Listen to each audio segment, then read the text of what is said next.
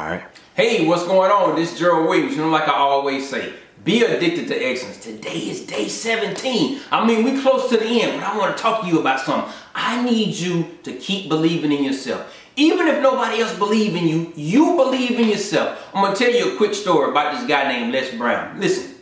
Les Brown was a student who was in special ed, and teachers didn't believe in him. They had already wrote him off until one teacher said, "Listen, son, can you do that work on the problem?" He said, "Sir, I don't think you know who I am. I'm Les Brown." The teacher said, "I don't care who you are. Can you do that problem?" And he said, "Yes, I can do the problem." He says, "Then, well, do the problem." Les said, from that day forward, he realized that he had to believe in his own ability. Here's what I'm saying. I don't care about your mistakes. I don't care how many people have let you down. What am I saying? Believe in yourself first, and that confidence will come through. This is Gerald Williams saying, always be addicted to excellence and believe in yourself.